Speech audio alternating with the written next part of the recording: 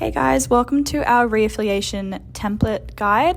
Today I'm going to take you through the different sections of Reaff, how to complete each section, what's required from each section, and kind of the important parts and the reasons why we collect this information from your club. So for your governance, we do require that all clubs hold an annual general meeting each year.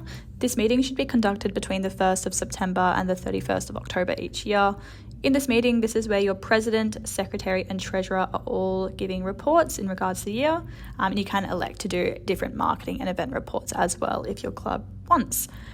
With your AGM minutes, we do ask that you submit these to us in advance prior to submitting your Re-Affiliation template. But we do ask that you upload a copy of your AGM minutes within the AGM minute folder.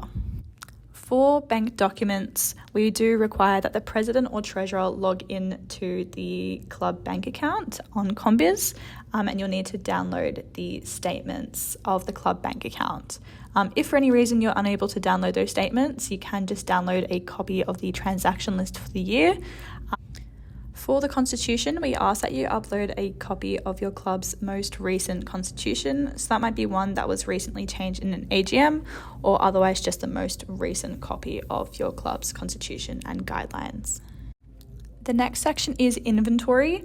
Now, inventory is where your club is needing to do a stock take of the Harry Heathroom boxes or otherwise any capital purchases that your club has made over the years of its existence. This is super important just so that your club is aware of what exactly you own and where it's located. It's important for us to know where all of your items are as well, and kind of the types of items that your club owns. And it's also very helpful for your incoming team, just so they actually understand what they have to work with in the new year. The next folder is the receipts folder. Within the receipts folder, we do have another folder for grant receipts. We do ask that you use this folder for your grant applications. So any grant applications that you're submitting, please make sure that the receipts are located within this folder. This is important because we do have full access to this folder. And quite a few times we go back and forth with clubs because we don't have access to the receipts that they're providing us to approve their grants. So please use this folder for your grants. And then the rest of your receipts you can just pop into this folder. So this is for any transaction leaving your club bank account. Any outgoing funds needs to have some sort of proof of purchase.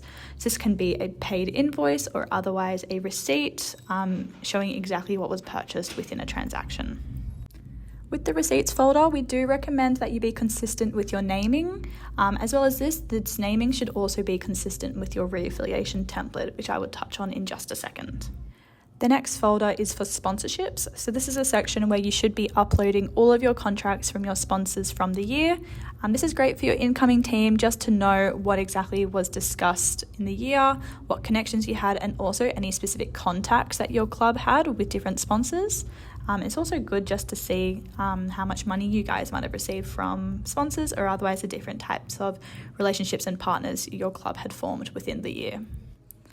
The next document is the affiliation agreement.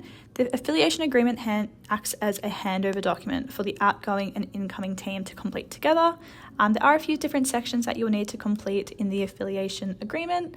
Some of these include your club name, the audience that your club is targeting, as well as the benefits to students, listing some of the plans for the year as well, and any sort of connections and contacts you might have. And then we do ask that the incoming president, treasurer, and secretary read just some important documentation such as the club's code of conduct, club's terms and conditions, and then also the club's affiliation agreement, and then signing off that they do acknowledge that they've read and agree to these conditions as well. All right, and the last section, which is probably one of the most important sections for Re-Affiliation, is the template itself. So the template itself is broken up to a few different sheets within your Google Sheet. Your first page is your document check. So this is where you'll acknowledge that you've uploaded the correct documentation for Re-Affiliation. And it's also where the incoming president and treasurer will read and understand and acknowledge that they've read different documentation such as the club resources, executive training, and the club code of conduct, as I mentioned in the previous section. In the next sheet, you've got your statements. This shows you an overview of all the transactions that your club has had throughout the year, so all income and expenditure. This is great for you to, look at where your money went throughout the year. You can look at different grants that your club used, the types of income that you received, and also where your money might have gone. At the bottom of the page, you will see a question asking, have you passed each section as well? So it's very important that your club does pass each section to successfully re-affiliate into the new year. All of this is pulled automatically, so you shouldn't have to type anything yourself, which makes it a lot easier. So if you've got 3 passes, you're all good to go into the next section. Your next sheet is your transaction list. So this can be copied directly from your transaction list on Combiz. You can literally just paste that in. Do make sure that your debit is negative or otherwise is marked as money outgoing, and then credit is money coming into your club's bank account. For the next tab, you have your events list. The event list is a section that you can see all of your events throughout the year, what grants you might have received, any income you might have received from those events, and then also expenses as well.